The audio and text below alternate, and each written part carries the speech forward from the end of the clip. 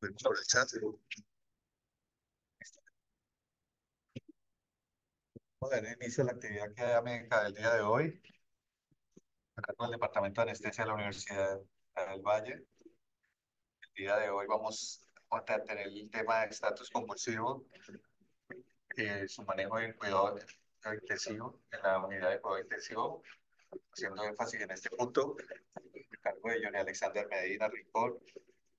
Alexander es médico emergenciólogo de la Universidad Javeriana, que actualmente, corrijo, médico emergenciólogo de Luis Cesi y actualmente residente de primer año de medicina clínica intensivo de la Universidad del Valle.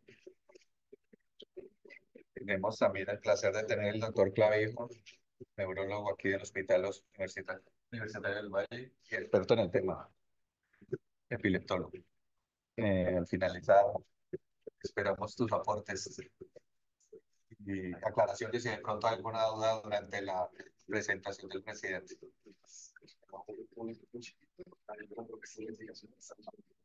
Al finalizar, el doctor Clavijo también nos va a dar unas propuestas de investigación sobre el tema.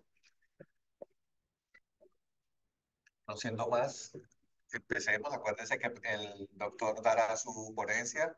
Al finalizar, haremos los comentarios del tutor, del doctor Clavijo y de los profesores de cuidado intensivo y demás personas, tanto en el auditorio virtual como en el presencial. Bueno, doctor Clavijo, empecemos el tema.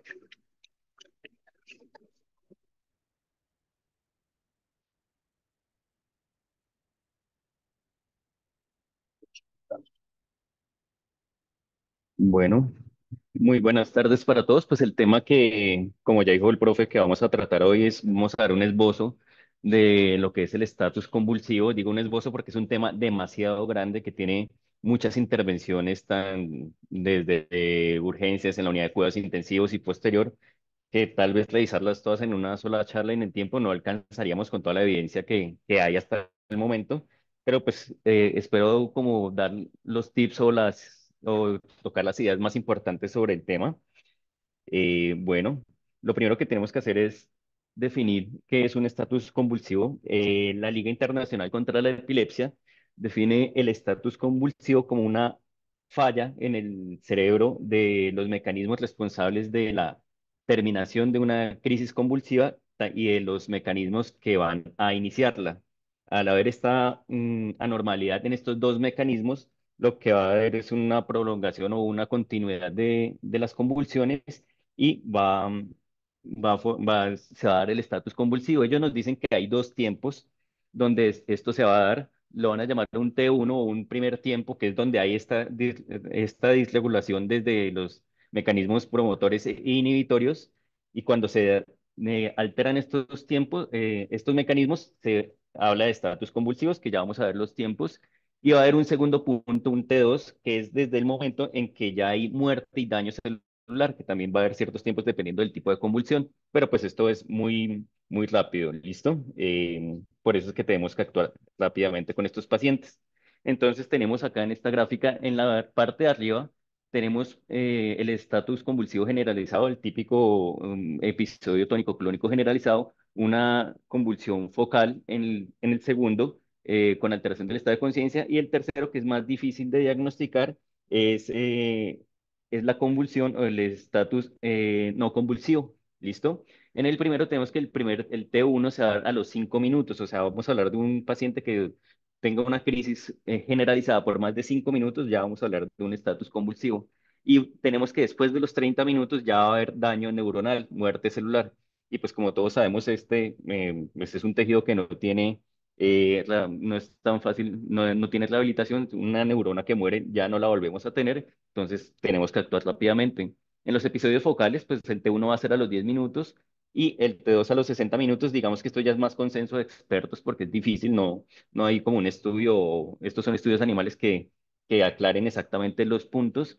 Y cuando tenemos un estatus no convulsivo, pues es más difícil porque a veces son pacientes que se nos van a presentar a menos que tenga el antecedente que haga convulsiones, estatus no, de que haga crisis no convulsivas, va a ser difícil porque son pacientes que van a tener alteración del estado de conciencia, que va a estar en estudio y muy probablemente vamos a solicitar un electroencefalograma muy tardíamente. Entonces, no tenemos como claro, no es tan fácil de diagnosticar a menos que tenga el antecedente del paciente. Se ha propuesto que sea entre 10 y 15 minutos después, desde el inicio y pues el daño neuronal no es muy claro todavía. Entonces, otras definiciones que necesitamos es definir qué es un estatus convulsivo. Bueno, el estatus convulsivo refractario, se va a definir como la persistencia de la convulsión a pesar del uso de una primera y segunda línea de manejo. Y hay otra definición muy importante que es el estatus convulsivo suprarrefractario, que va a tratar de las convulsiones que duran más de 24 horas a pesar de haber iniciado el uso de agentes ya anestésicos en estos pacientes. ¿Listo? Eh, pues el estatus convulsivo se clasifica por ejes, o deberíamos clasificarlo por ejes. Uno, por la semiología de la presentación, si el paciente tiene o no síntomas motores, si se es focal, si el grado de alteración del estado de conciencia y el tipo de estatus o el grupo muscular comprometido.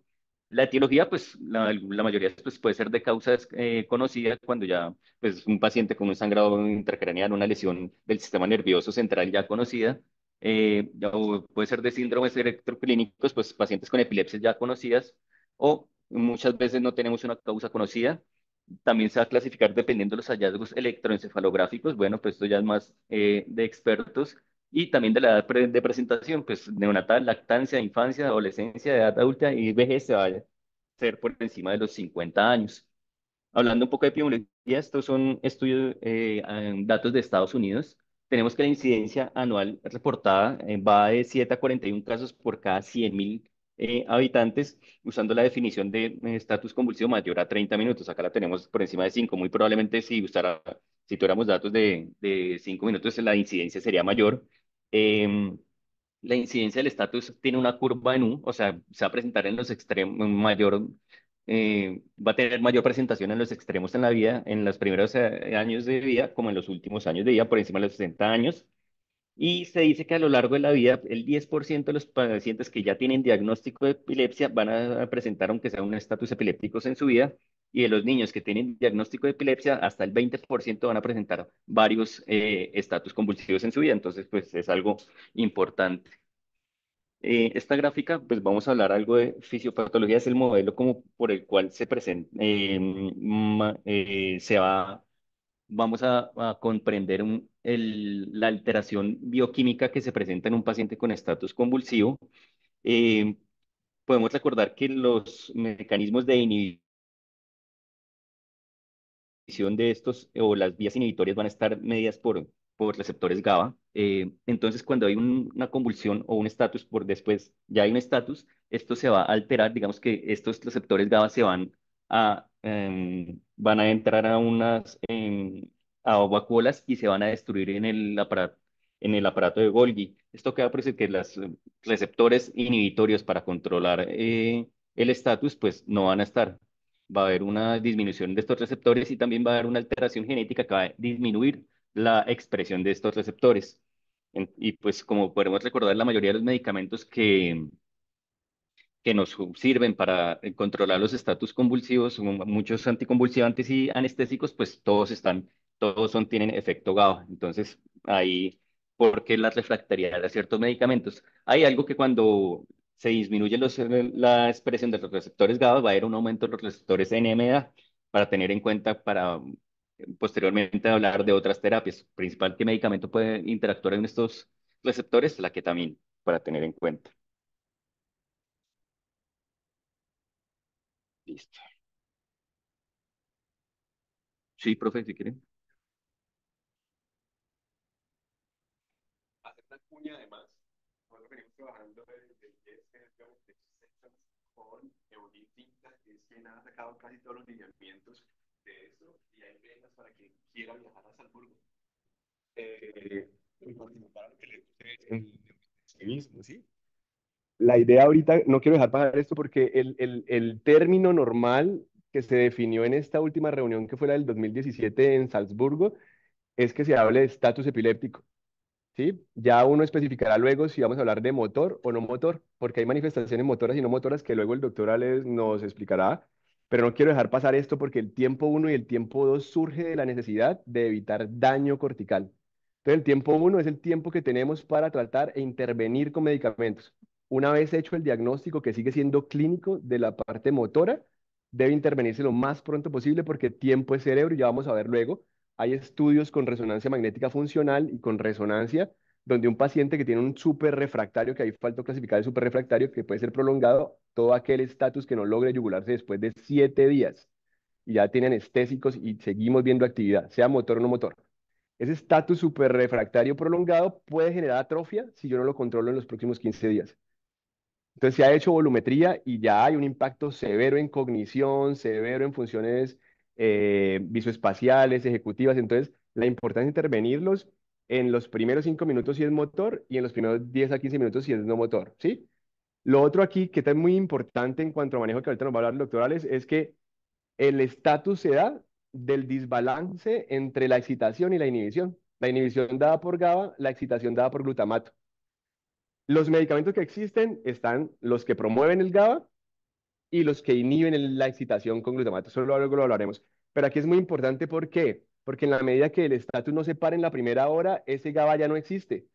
Entonces, si yo doy más de 3 dosis de benzodiazepinas inicialmente, que es lo que tiene miedo, no deben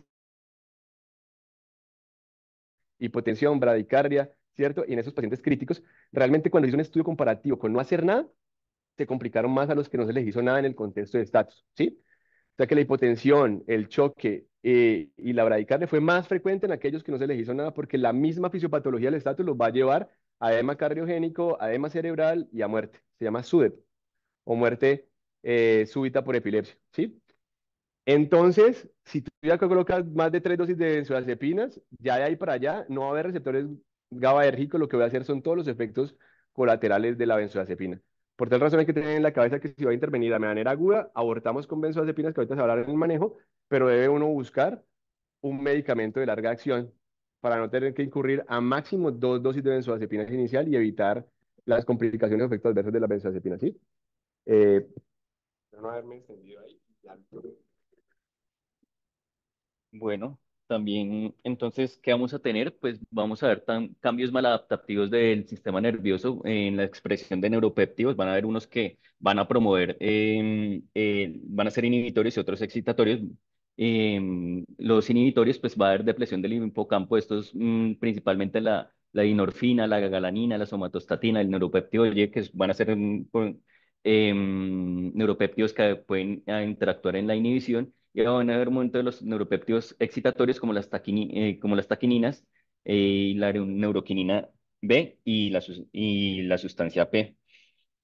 También va a haber falla mitocondrial en estas células, va a haber procesos inflamatorios de la barrera hematoencefálica, se puede perder esta barrera y va a haber cambios en la expresión genética como lo vimos anteriormente y va a haber una disminución o una disminución o alteración de la expresión de los receptores.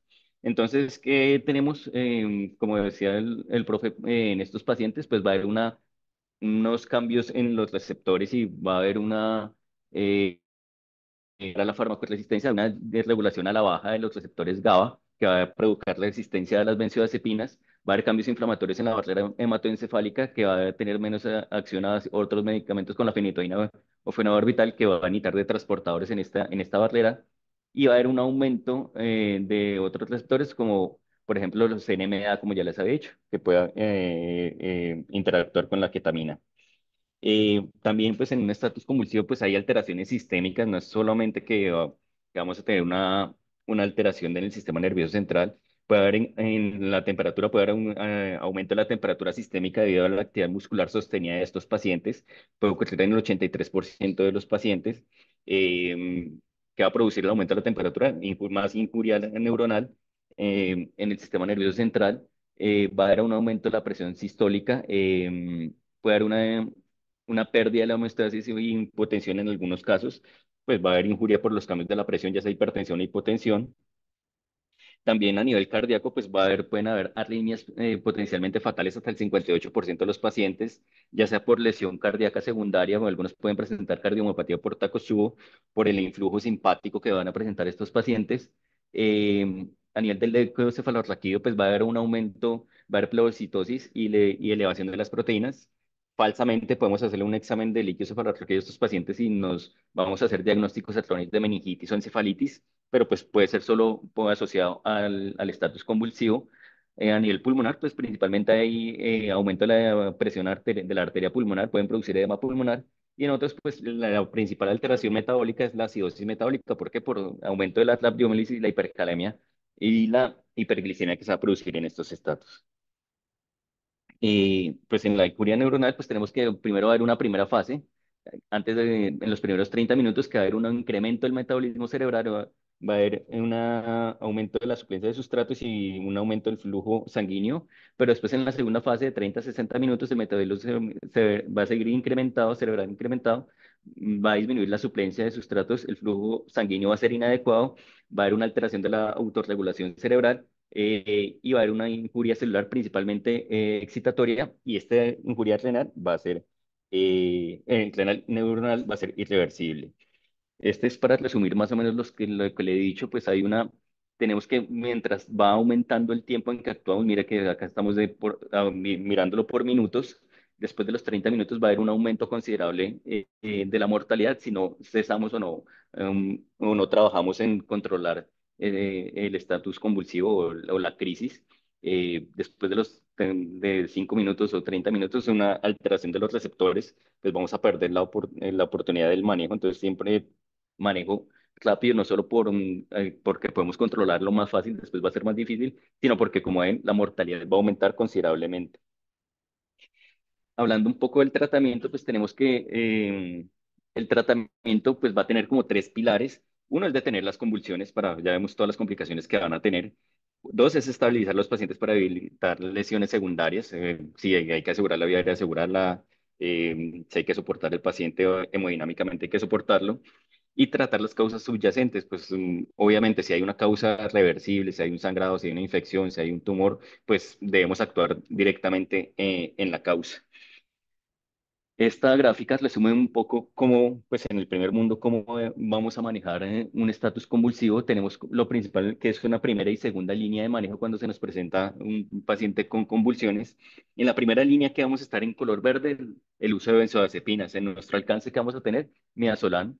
Recordar la dosis, pues es la que está acá, 0,15 miligramos por kilogramo la dosis. Si no hay cese de la actividad convulsiva con el inicio de las benzodiazepinas, nos habla de una segunda línea que vamos a hablar de los anticonvulsivantes, principalmente pues levetiracetam, ácido valproico o fenitoína con el que contemos, pero pues es la segunda línea de manejo. Pero ya cuando nos pasamos de acá, pues hablamos de que puede haber ya un estatus convulsivo refractario y tenemos que utilizar la siguiente línea. Si son convulsiones generalizadas, pues ya vamos a utilizar la infusión de benzodiazepina, la infusión de midazolam, dosis de carga de 0,2 y continuar de 0,1 a 3 miligramos kilogramo hora. O si no, propofol, podemos utilizarlo de 2 miligramos kilogramo. ¿Listo? Si son focales, podemos utilizar otros anticonvulsivantes como lo es la lacosamida endovenosa o estos otros que tenemos acá. Podemos pensar en una segunda dosis de fenitoína, ácido valproico, levetiracetam, si es focal, pero si es generalizada, ya tenemos que irnos con los anestésicos, con los medicamentos anestésicos. Después de que ya estamos pasando esta tercera línea de tratamiento, eh, pues no hay muchos estudios, pero pues se dice que debemos considerar el manejo inmunomodulador y podemos iniciar la infusión de ketamina. Y si después de haber iniciado este medicamento aún seguimos con el estatus, debemos pensar en terapia eléctrica o dieta cetogénica. ¿Listo? Y ya los últimos medicamentos, tiopental o fenobarbital para ya como última línea de manejo. ¿Listo? Vamos no quise detenerme con cada uno de los medicamentos porque pues creo que más o menos los conocemos y me extendería mucho, pero sí quise dar un apartado sobre la ketamina, pues porque creo que es un medicamento que muchas veces está satanizado y puede tener muchos beneficios en estos pacientes y no lo tenemos en cuenta. Recordar pues que la ketamina es un derivado de la feniciclina con una estructura quiral que consta de dos isómeros. El más común es el R o el racémico. Eh, Principalmente su metabolismo, hablando algo de farmacocinética, se va a transformar en norketamina que va a tener un efecto analgésico aún Su metabolismo va a ser principalmente hepático por el citocromo P450 y va a ser tanto soluble en agua como en lípidos, por lo cual puede tener una amplia distribución sobre todo el sistema nervioso. Y pues mecanismos de acción, vamos a recordar que tiene varios, pues el principal que nos va a interesar acá es que va a interactuar con los receptores NMDA que, como recordamos y les he dicho en la fisiopatología, pues va a haber un aumento de la expresión de estos receptores, pero pues también tiene efecto en los receptores opioides, en los receptores monoaminérgicos, puede influir en el flujo de glutamato en el sistema GABAergico y puede actuar también en la médula espinal como un potente efecto opioide o anticeptivo. Entonces, pues recordar, en esta última etapa, cuando hay una regulación a la alta de estos receptores NMDA, pues acá es donde puede interactuar. Buscando estudios, pues ensayos clínicos no hay muchos. Hay uno que está en proceso que no se ha publicado por la pandemia. El resto son reportes de casos y series de casos.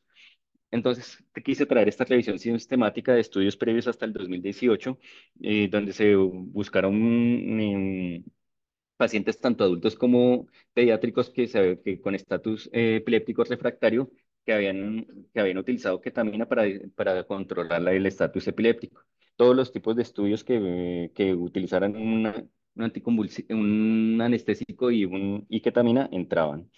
Estos son todos los estudios que encontraron, eh, eh, 8 estudios de adultos y 2 de niños, y ellos que encontraron, uno, pues que las tamaños de muestras que ellos tenían en las series de casos era muy variable, algunos estudios tenían de 7 pacientes, unos hasta 67 pacientes.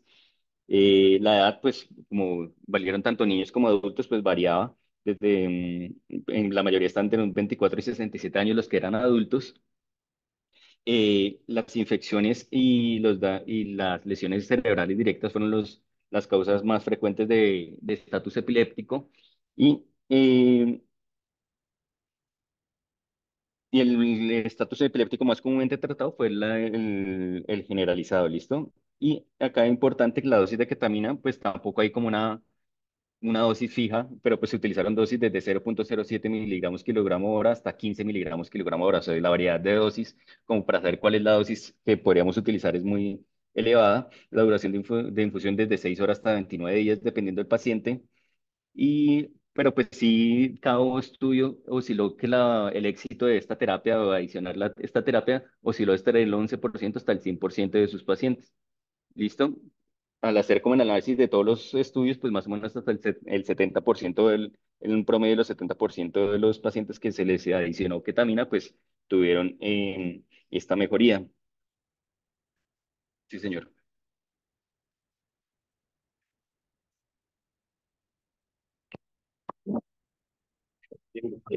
Sí, cuadros, por favor. Cuando ustedes ven ahí tipo de estatus superrefractarios, que es la 1, 2, 3, 4, quinta columna, miren ahí el de Gaspar, que es quien de un estudio que quiero hablarles es de ese, el de Chauvel y el de Basha, ¿sí? Si ustedes ven ahí, SNCSE es non-convulsive status epilépticos, y miren cuántos salen a ese tipo de estatus. 78% en el de Gaspar. En el de Hoffler, que es uno de los que también menciona harto, son 67%, y eso que ahí no está el de Sandor Beninsky, donde menciona que el 80% de sus pacientes que entraron en estatus motor salieron en estatus no motor, ¿sí? Entonces ahorita tengan eso en mente porque ¿qué nos garantiza que colocarle propofol, colocarle ketamina, colocarle tiopental nos llevó a inducirlo en coma real o nos llevó a resetear el estatus? ¿Sí? Donde cobra la importancia el monitoreo intracrisis, tanto para inducción de el coma farmacológico como las primeras horas post retiro de medicación. Miren que es una cantidad cuantiosa los que salen a no motor. Entonces, son esos pacientes que ustedes terminan el anestésico y dicen, ve, tan raro, pero no está séptico, no está con trastorno electrolítico, no tiene trastorno metabólico, pero no lo podemos estubar. No responde, está quedado, pero no está haciendo muy movimientos. ¿Qué era que tiene? Puede estar en un estatus no motor y ténganlo ahí porque ahorita vamos a hablar un poquito de ello. Esto decapita sustancialmente su probabilidad de vida y aumenta en gran manera hasta un 70% la mortalidad en UCI, ¿sí? Entonces ahorita ténganlo ahí porque dentro de la propuesta quiero hacerles esa, además de que ustedes ven una cohorte de trauma craneoencefálico que hacen monitoreo multimodal y lo hacen muy bien, lo están haciendo en el hospital y del 70 al 80% de sus pacientes hacen estatus no motor en las primeras 72 horas. Entonces dicen, ah, pero le estamos haciendo Doppler transcraniano, viendo la vaina del nervio óptico, le estamos haciendo PI, vamos súper bien, estamos evitando el edema, pero tan raro ese paciente va mal, no se puede estudiar, está comprometido severamente y el trauma no da para explicarme ese compromiso. Entonces, dentro de lo que hay, dentro de los estudios de Sandor Beninsky y de Eugene Trinca han mostrado, que probablemente esos pacientes que entran en trauma cronocefálico hay que monitorizarlos cada 4 a 6 horas durante las primeras 72 horas, evitando el estatus no motor. Listo. Em, Pues como conclusiones ellos en esa revisión sistemática, pues textualmente dicen que aunque la ketamina ha demostrado ser eficaz en el tratamiento del estado epiléptico refractario, pues los estudios disponibles son obstaculizados por las limitaciones metodológicas, son series de casos o reportes de casos, pero pues a pesar de la mala calidad de los estudios, por fisiopatología y por mecanismo de acción del medicamento, pues no deberíamos de menospreciarlo y pues deberíamos tenerlo en cuenta en nuestro arsenal de tratamiento. ¿Listo? Estas son las limitaciones que ya dije. Y este es otro estudio un poco más reciente, del 2020. Este es una corte retrospectiva de un solo centro, donde se estudió pacientes con estatus epiléptico suprarrefractario para probar la eficacia de la infusión de ketamina más otro anestésico versus la infusión de un solo, de solo un anestésico. Entonces, ellos que encontraron pues la ketamina se utilizaba a discreción o al concepto del médico tratante y pues siempre estaba acompañada de una en este caso de midazolam, y ellos tomaban electroencefalograma continuo antes, durante y después del inicio de la ketamina para evaluar la sucesión, ¿no? O el control de las ondas epileptiformes. Que encontraron desenlace primario, pues la cesación de estas ondas y la reducción, aunque sea del 50% de la actividad convulsiva, y que mantuviera control después de la retiro de ketamina y variables hemodinámicas, principalmente, y pues estos son escalas neurológicas de funcionalidad al egreso. Pues la edad, pacientes encontraron pacientes desde 53 años, era la media más o menos 19 años, eh, y lo principal que ellos encontraron es que, no les voy a hablar sobre esto para no extenderme, pero pues que la mayor dosis de ketamina que ellos utilizaron en infusión de ketamina, ellos utilizaron fue hasta 0,5 miligramos kilogramo.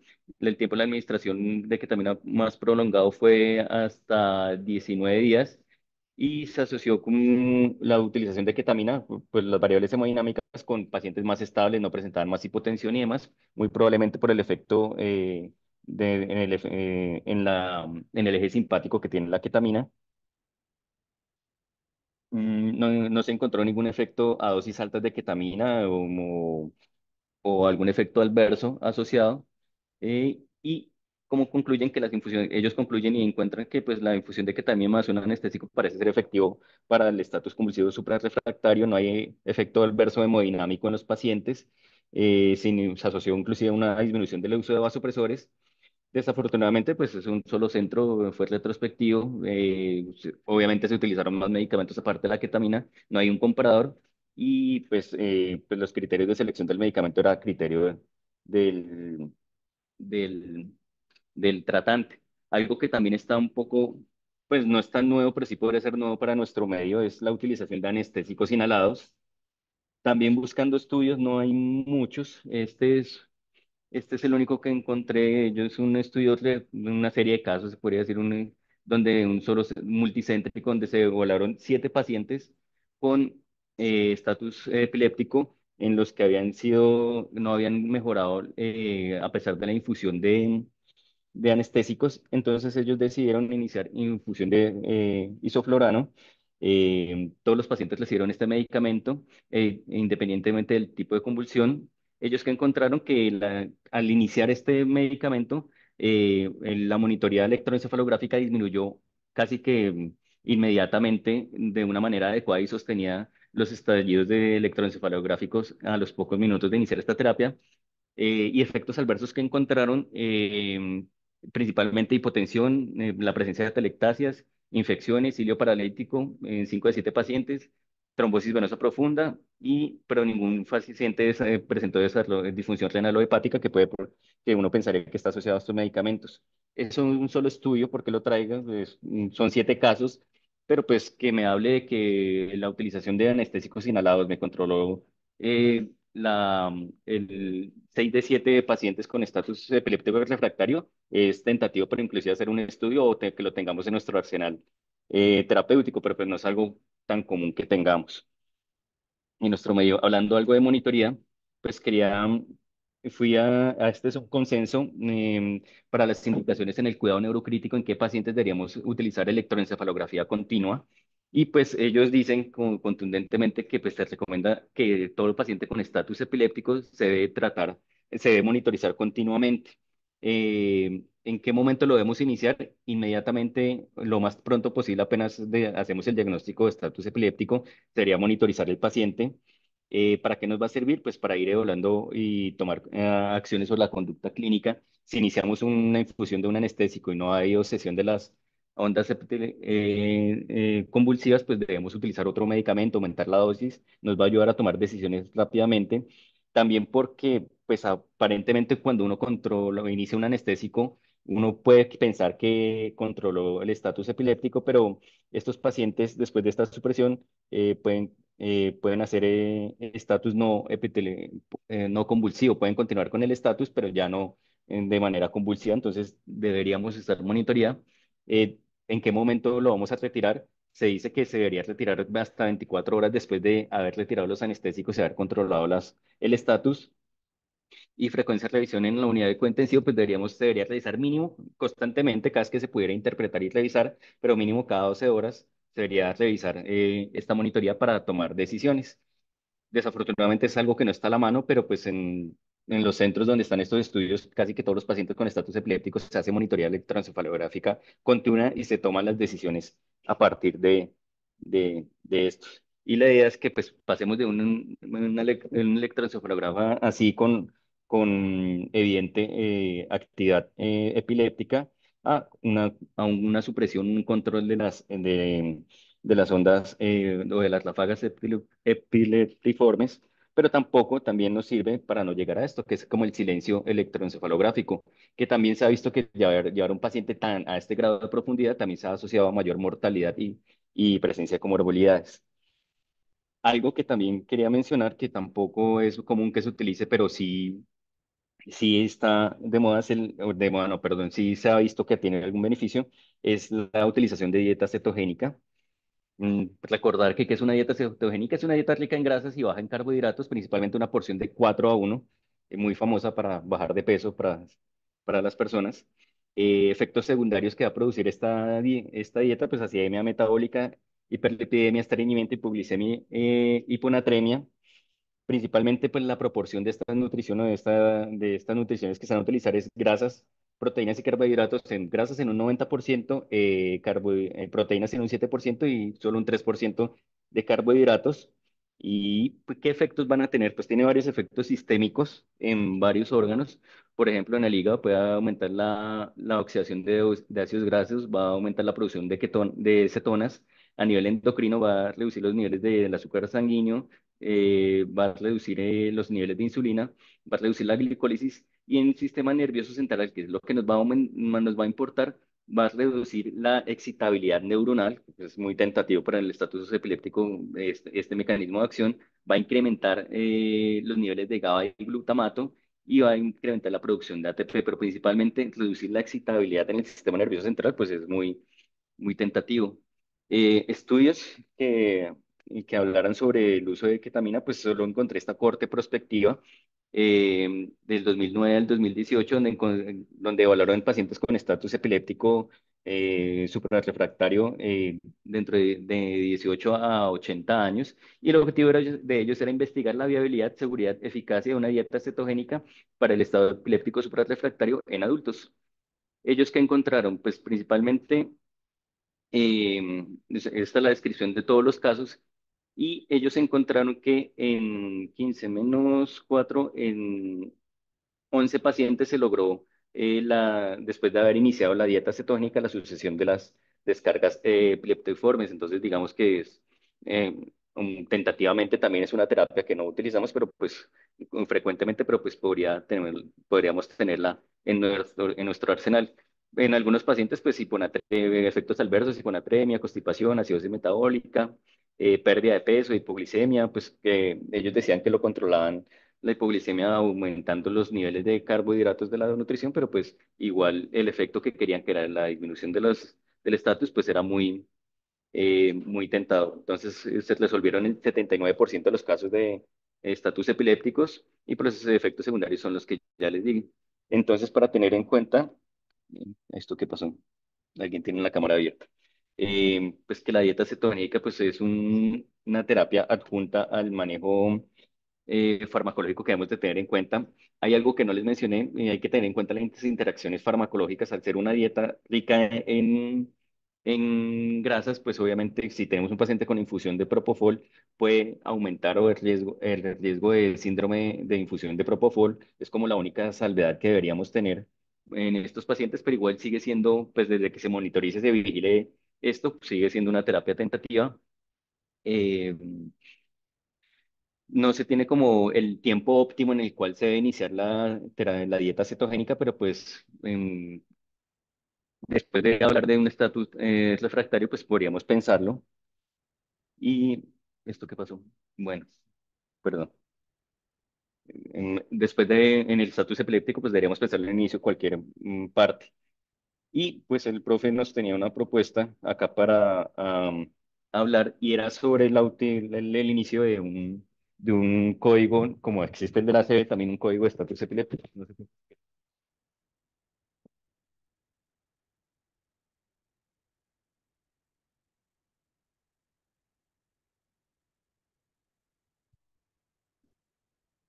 Primero felicitarte, Alexander, porque hiciste un abordaje muy completo dentro de un tema que es bastante extenso, ¿sí?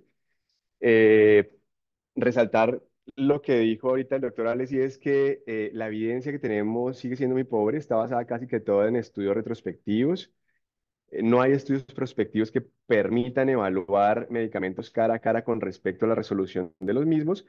Y si ustedes ven la fisiopatología de esto, y hay estudios grandes como el de Clarkson, como el de Sandor Beninsky, como les decía, y venimos trabajando de manera multidisciplinaria con grandes centros como Austria, como Canadá, como está el de Massachusetts, donde hemos identificado dentro de los modelos fisiopatológicos que la mortalidad aumenta sustancialmente, 9 veces más aquellos que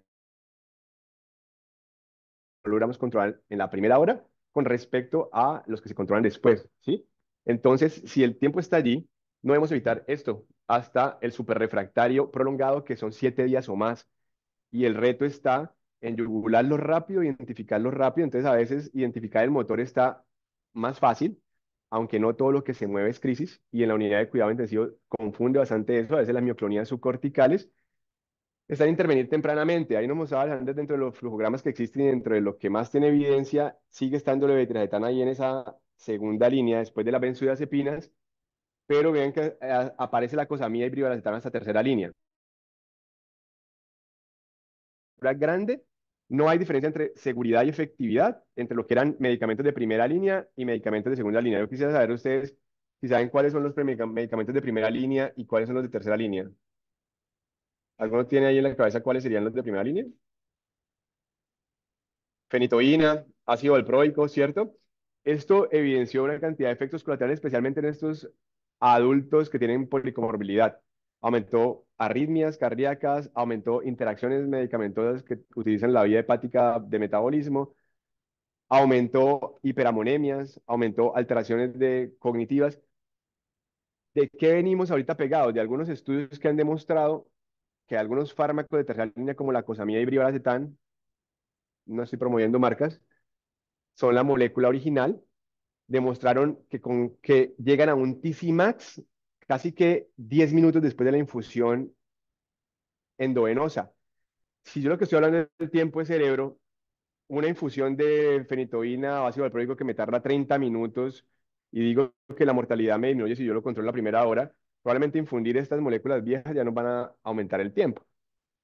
El brivaracetam demostró en estudios grandes tener un Tcmax de 10 minutos después de infundirla, demora 15 minutos en colocarla y llega a una concentración plasmática tanto en suero como en cerebro de más o menos un 100% de lo que se infundió, demostrando abortar el estatus más o menos entre un 80 y un 85% de los pacientes en quienes se hizo.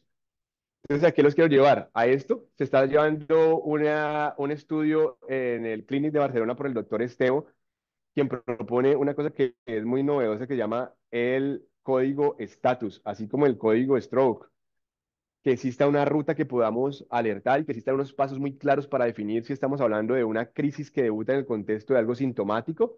Ah, ¿será que el señor hizo una ACV y debutó fue como una manifestación de esa lesión isquémica? Y peor aún cuando debuta con estatus no motor, porque es el abuelo que encontraron el día anterior bien, pero al día siguiente no se levantó. Y dice, pues tan raro, mira, no está hipertenso, no está en este momento con una arritmia clara, no está hipoglicémico, pero el señor no se levanta. Y cuando vamos a ver en la imagen del TAC no se ve nada. Y en la resonancia, probablemente una isquemia muy chiquita que tampoco explica el estado de conciencia.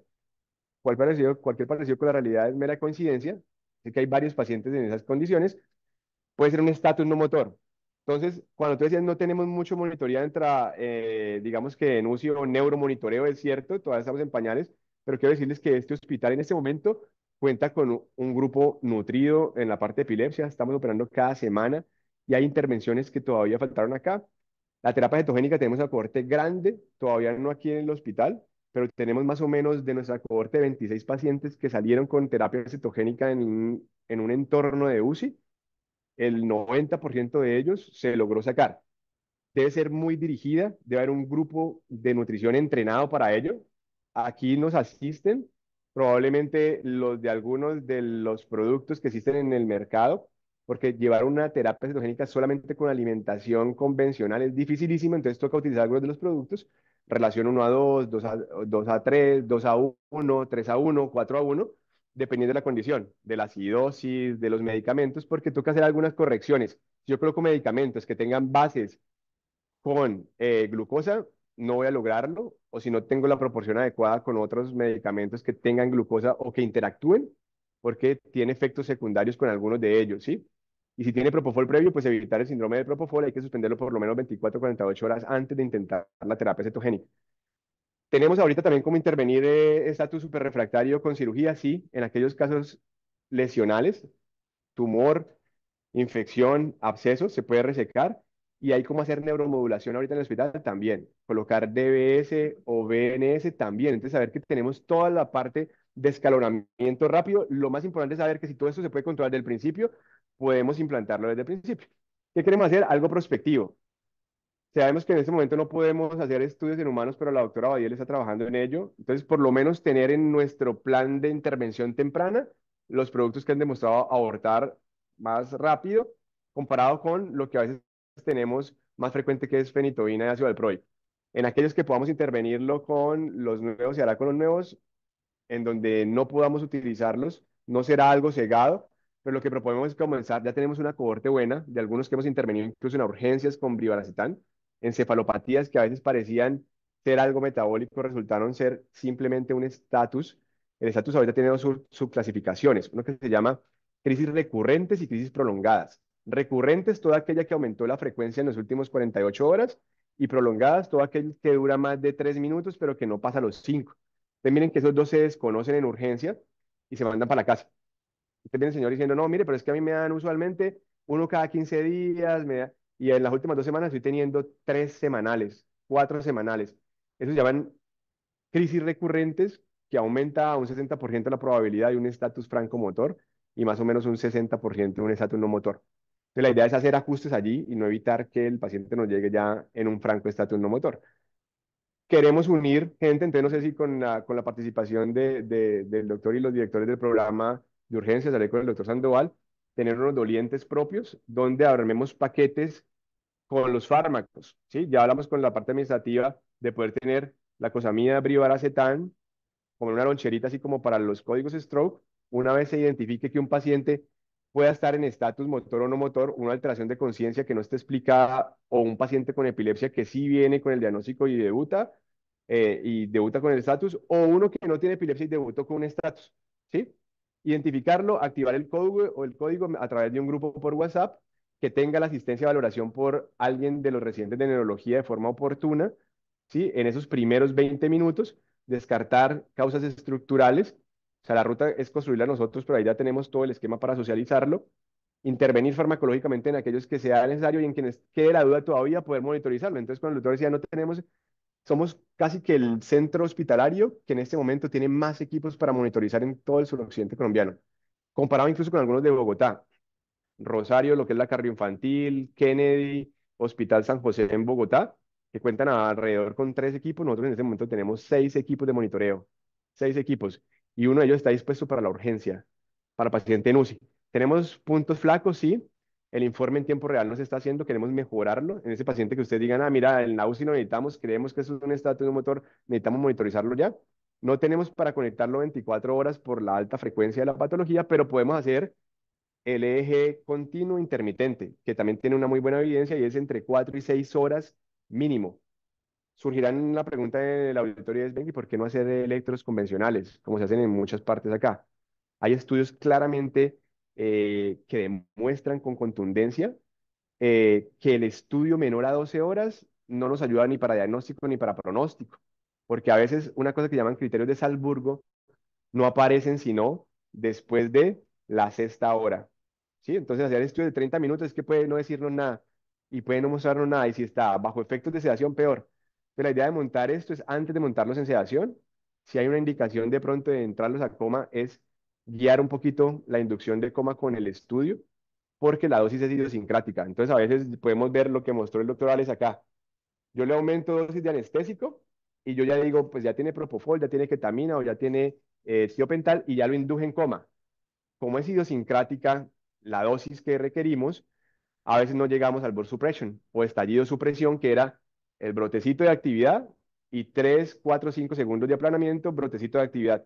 Entonces nunca lo indujimos en coma o nunca nos dimos cuenta si llegamos allá. O por el contrario, metimos la dosis máxima en un paciente con una superficie corporal menor y lo llevamos a una supresión completa. Y son aquellos pacientes que hacen disminución del flujo de perfusión cerebral y salen con algún deterioro. No, mira, ese señor salió con una demencia francamente establecida por un infartos hemodinámicos en Watershed o porque finalmente sí hizo un infarto francamente establecido porque no le llegó flujo.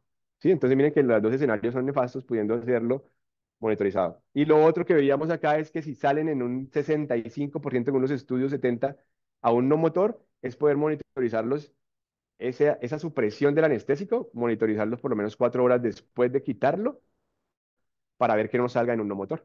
¿Sí?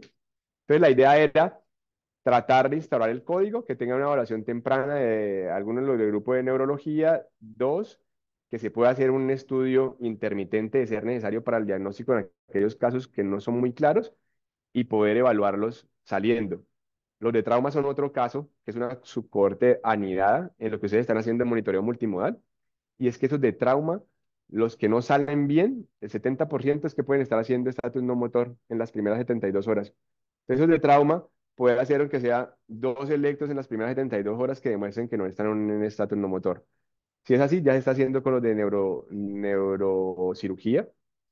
La idea era poder pasarles el protocolo, vincular un residente de primer año de intensivo, uno de urgencias y probablemente uno de medicina interna en la medida que sea posible. El protocolo ya está hecho, es como que hagamos una reunión para socializarlo, para hacerle correcciones dependiendo de todas las especialidades que quieran aportar y poder comenzar a correr la información, crear el documento con variables claras para llenar en cada uno de los escenarios y que luego saquemos datos estadísticos. ¿Con aras a qué? A que en 12 meses tengamos datos y podamos hacer nuestro primer simposio. Hicimos el primero de pacientes con la Sociedad de Neurología Colombiana y con la Liga Colombiana. Queremos traer a Estevo el próximo congreso, si Dios quiere, en febrero y mostrar nuestra ruta. Este código de estatus es muy nuevo, se está haciendo solamente en Kennedy y lo está haciendo ya Camilo Espinosa, aquí en Colombia en ningún otro lado. Entonces, digamos que ser parte de ser pioneros y poder publicar nuestro propio trabajo de aquí a un año, tener datos, por lo menos datos interinos o datos allá a mitad. La idea es evaluar esto a largo plazo, ¿sí? 5 años por lo menos. pero sí quería como socializárselos, dejarlos ahí la inquietud, quienes estén interesados y poder heredar esto incluso a los que entran, y poder unir a los de urgencias. Entonces, hacer una de estas reuniones con los de urgencias, con los de neurocirujanos y con los de medicina interna será importante. Qué pena ocuparles ahí mucho espacio, de ahí les dejo solo la inquietud y estoy dispuesto a que hagamos nuevas reuniones.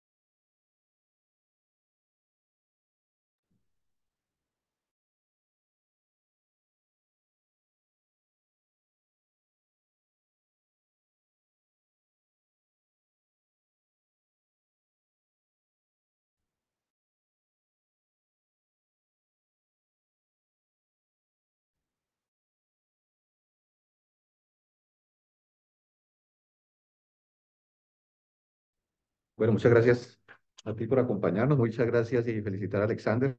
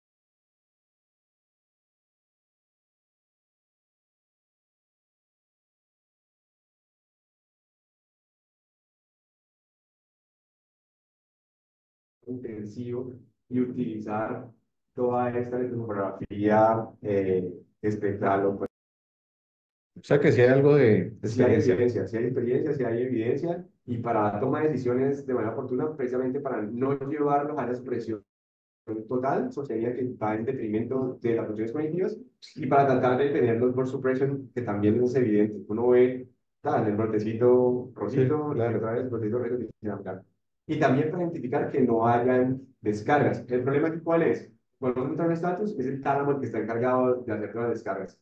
Todas atraviesan allá la parte de la mente. Entonces, si llegase a haber algún foco, ese foco es poco probable que uno lo vea, pero para tomar conductas grandes que vayan a evitar el detrimento del paciente, está siendo utilizada Clexit. sea que la Cuando la podríamos tener, porque aquí tenemos como tres monitores. se podría. Y de hecho podría ser una experiencia que nosotros podemos comenzar a documentar. Miren que muchas veces de lo que habla uno por fuera es que aquí tenemos una cantidad de cosas que no las documentamos.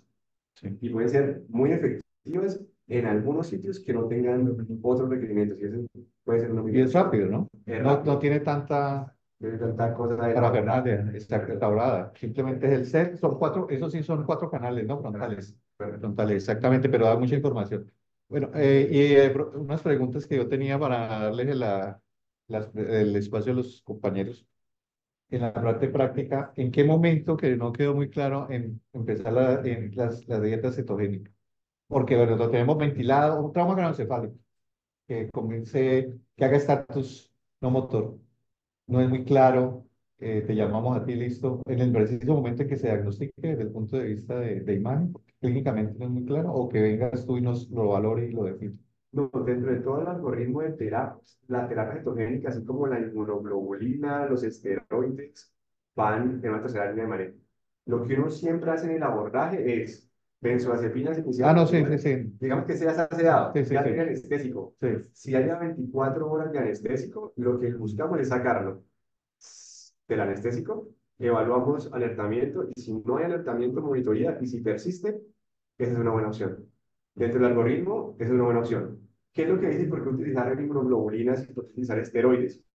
En aquellos pacientes que no tienen un diagnóstico previo de epilepsia, la probabilidad de hacer una cosa que se llama encefalopatía inmunomediada está. Nosotros tenemos una cohorte de 10 pacientes con anticuerpos anticanal de potasio, el IgI1 y anti-GAT65 y otros anti-NMDA. No montó, otra pregunta que surge de esto es, venga, ¿y tenían cáncer o tenían un proceso oncológico? No.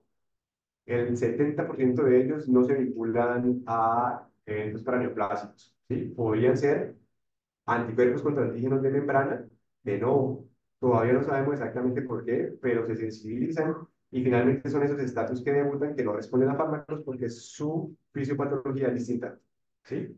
Entonces, hasta no neuromodular no va a servir. En tu caso puntual, la pregunta puntual es, lo tengo en anestésicos, 24 horas, lo saco, a ver si ya salió, no hay respuesta. La terapia clínica puede ser una muy buena terapia. Lo único es que nos toca aquí formar bien nuestro grupo. Hace poco queríamos iniciar una señora que estaba aquí en la UCI 3, doña Dilia. Desafortunadamente es que fue una catástrofe porque ella tenía una atrofia gigante y yo creo que fue algo ahí muy vascular porque debutó con un deterioro cognitivo muy súbito. Pero en aquellos que cuando vimos el nutricionista tiene una idea de la terapia clínica, pero no tan clara. Entonces hay un grupo experto que nos apoya. Me gustaría hacer reuniones con los nutricionistas porque es importante que conozcan los medicamentos previos, qué medicamentos se pueden combinar con ellos y el que esté en un estado de hipoalbuminemia o no muy bueno de nutrición, lo podemos contrarrestar con suplencia de algunos otros aportes alimentarios. ¿Sí? Entonces no es una contraindicación para no hacerla. Cuando quieran, vemos los que tenemos y tenemos un paciente reciente en otra UCI de la ciudad con muy buena respuesta y tenía pérdida, una sarcopenia grande de una estancia prolongada en UCI, tenía además de eso un estado acidótico, pero era o sacarlo o que se muriera. Y se hizo un aporte calórico importante con suplencia nutricional y además de eso la terapia cetogénica. ¿Sí? Entonces es actuar de manera multidisciplinaria con los de nutrición, entrenarlos y yo creo que puede ser un buen recurso que tenemos. Listo. Bueno, muchas gracias, doctor. No sé, Álvaro, ¿vas a comentar algo? Veré, ¿a qué? Tienen con respecto a las alteraciones electrolíticas que se generan en estos pacientes o que son la causa, digamos, del estado epiléptico. Si el control del magnesio y de los otros electrolitos se hace indispensable o hace parte del manejo de estos elementos. Simplemente nos quedamos con los actos. ¿Por qué? No es importante.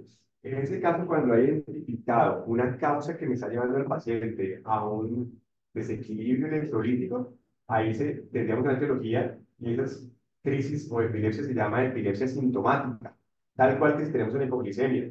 Pero es parte importante del tratamiento, manejar el estatus, pero corregir la hipoglicemia. O si tenemos un estatus porque tenemos una crisis hiperglicémica, ya sea cetósica o hiperosmolar, ¿sí? Entonces, bueno, vamos a corregir el estatus, hay que darle medicamentos que no controlamos, pero necesitamos corregir el trastorno de los carbohidratos, ¿sí? O de la glicemia. Entonces es muy importante medirla. Mira que también hay un escenario muy puntual en la dieta, todo lo que es el síndrome de realimentación. A veces hace un desequilibrio importante electrolítico que me lleva a un estatus motor o no motor. Esto del estatus no motor es muy bonito y podríamos tener un seminario al respecto, pero pareciera tener una cantidad de afluentes del paciente crítico. Entonces, toda la condición del paciente crítico me puede llevar a un estatus no motor, así no tenga epilepsia previamente diagnosticada. Entonces, que tuvo sepsis y quedó ahí con un estado de nutrición alterado, o alteración electrolítica, o sarcopenia, esto me puede llevar a un estatus no motor. Entonces, vale la pena evidenciar magnesio, fósforo y sodio, que han sido los más vinculados, amonio y urea. ¿Listo? Aunque los mecanismos fisiopatológicos son diferentes. Aunque los Incluso en el estatus, en el estado de cetoacidosis diabética, el edema cerebral y otras causas que generan probablemente el estatus. pero son distintas. Son distintas. Uno va corrigiendo acá Claro. para evitar ese mecanismo. Y al usted corregir, podría en un momento dado suspender la medicación. Sin duda, sin duda. Y lo que sí tiene que tener seguridad es que el paciente no esté en un estatus no motor y que se haya resuelto el estatus, digamos, ¿no? Ese punto es muy importante. Y la única forma de saberlo es monitorizarlo. Ahora, y ese aparatito que ustedes usan en la sala de operaciones para la profundidad de la sedación en la anestesia, podría utilizarse. Eso es lo que estábamos hablando, de la electroencefalografía procesada. Podemos comenzar a instalarla, ¿verdad? Sí.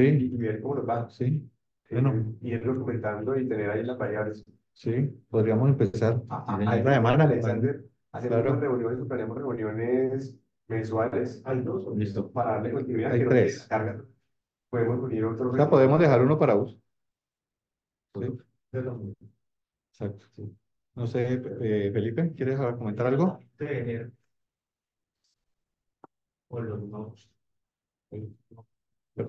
Pregunta el doctor Barbosa, el tratamiento del herpes en estatus, ¿cómo se abordaría? No, ese es un tema fascinante y hay que abordarlo luego, porque está el NOS con una etiología herpética infecciosa o está el NOS con una fiebre indeterminada. Es un paciente que comenzó con signos de SIDS, que probablemente es una etiología y que luego hizo estatus. Ese NOS parece que responde mucho mejor a la terapia inmunomediada. ¿Sí? Entonces ese NOS probablemente sea el paciente que entró en estatus y que tiene, cuando uno indaga en el pulso de la evolución de la enfermedad, algunos cambios de tipo febril de origen determinado o se evidencia el herpes que tuvo previamente, y algunas alteraciones de conciencia y finalmente debuta acá con el estatus epiléptico. Si hay una causa identificada, toca tratar ese herpes, pero finalmente, si no responde a las terapias iniciales, todo esto debe tratarse como de la forma convencional. Benzodiazepinas, medicamentos de primera línea, buscamos ahorita tener probablemente piloracetam, lacosamida ahí en esa segunda línea, evitando que se nos postergue, dando sacarlo rápido, pero aquel que no respondió, necesitó anestésicos.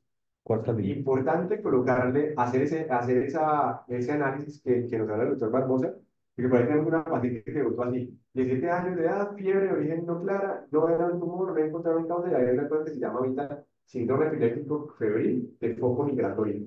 Y puede preguntar como un NOS, ¿sí? Que es un non-specific refractory status epilepticus. Entonces, ven, no encontramos causa, no encontramos nada en la resonancia, fíjese, farmaquillo no encontramos nada, pero siguen estando. Tuvo fiebre, tuvo signos de CIRS, y ellos son muy resistentes a fármacos. Entonces, probablemente nos van a tratar de utilizar esteroides, inmunoglobulinas, plasmaféresis. Terapias citogénicas responden muy bien a terapia citogénica. Y dos cositas, Carlos, uno es ¿hasta cuándo? Porque hay una escala así en cuidado intensivo que uno dice que es el ERS o el EMI o el EMS, donde uno dice ya paremos, porque estos tienen alta mortalidad y morbilidad, entonces no hagamos más y los ven en un cuidado paliativo. Hay que tenerlo en cuenta porque hay pacientes que no te salen. Le agradezco mucho el comentario, porque es que nos estamos reuniendo en una cantidad de ideas adicionales. El EMS, mira que algunas universidades lo están tratando de seguir. En la Antioquia con los residentes de neurología están tratando de aplicarle los scores. Tienen algunas varitas ahí metodológicas como todo lo que planteamos, pero nos ayudan muy bien a saber hasta cuándo. Siempre pueden saber hasta cuándo. Cumplir una reanimación, siempre ¿Hasta cuándo ese paciente realmente vale la pena seguir cuidando? Puede ser un paciente que sigue haciendo miotonías subcorticales. Paciente que tenga un daño subcortical importante, es una cosa que llama el síndrome de Lanzadas. Son miotonías tardías o puede ser miotonías tempranas. Muy mal pronóstico.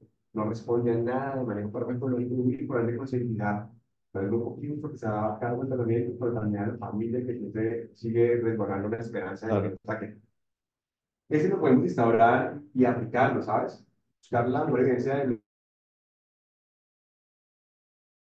y decir, apliquémoslo de forma juiciosa, porque no está aplicando. Pero aplicar algunas de las formas pero está entendiendo. Y en ese caso, por ejemplo, de lo que está comentando usted, ¿habría un marcador de pronto que se pudiera utilizar para prever que, por decir algo, esto no va a evolucionar a mejoría y por el contrario va a empeorar la situación?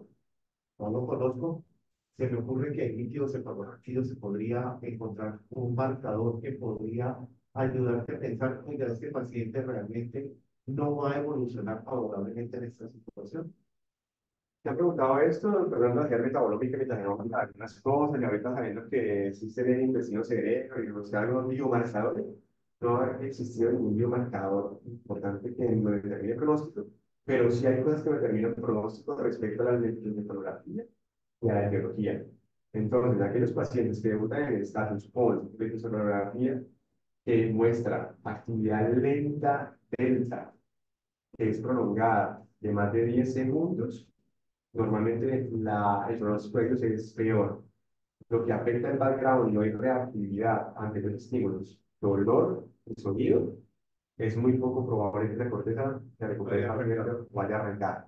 Entonces, eléctricos existen, pero les decía que ahí están esos estudios bonitos de cuánto tiempo y los estudios que hizo Sandor Beninsky y el doctor Evin documentaron de forma muy adecuada el uso de la electroencefalografía, porque antes se creían que aquí quieren monitorizar cuántas horas, pero no sabían cuántas horas monitorizo. 12 fueron suficientes para ver el pronóstico y para ver el diagnóstico. Por debajo de 6 nos quedamos cortos, podemos no tomar decisiones, y entre 6 y 12 podríamos hacer diagnóstico más no pronóstico. Y posibilidad de que tengamos más acción con la biotelemetría, que tenemos mucha dificultad con esto. Eso es lo que queremos de pronto con la participación ahorita de residentes, dejar una ruta, porque va a quedar un solo equipo para urgencias. Entonces, cuando montamos, digamos que ahorita estamos abasteciendo una comunidad muy grande ambulatoria, más todo lo que surge en el hospitalario, más todo lo que surge de la urgencia. Entonces, si montamos estudios muy largos, 24 horas, 48, 5 horas, las 6 máquinas que existen van a estar ocupadas.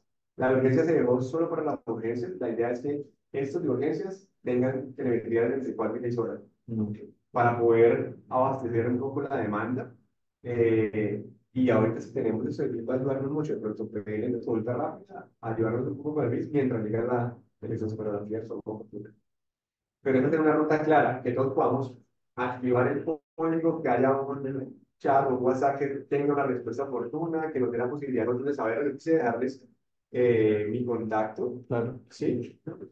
Armemos un chat y que alguien que tenga la duda diga, venga, tengo un paciente acá. ¿Qué es lo que está pasando ahorita? Que se monta la orden al sistema, el sistema va a que la autoricen, de autorización va a un paquete de neurofisiología, y a la técnica te olvida de avisar que hay un paciente de urgencias, o ella no sabe realmente qué se hace con urgencias. Dice, no, mira, es que tenemos muchos ambulatorios. Ya, pues, pero una urgencia. Entonces, dejar de estar allá, venga, la urgencia ya tuvo una propuesta, las urgencias son urgencias, y tal cual, así como una CB, como un infarto de carro, llega una urgencia, usted corre con él. Y las de la UCI, consideradas. Y la de la UCI, considerarla como código, el triángulo, digo, le damos un código y si está el código rojo, si está el código, Claro. darle una connotación para que se cubra oportunamente. Entonces, ustedes que están atentos, que llamen y digan, venga, está corriendo una telemetría, necesitamos que nos la ayude a ver ya, en tiempo real. Porque no sirve que mandemos el informe 3 días después, el paciente ya lleva 72 horas de estatus. Hay un estudio muy bonito que luego se los muestro y está la curva.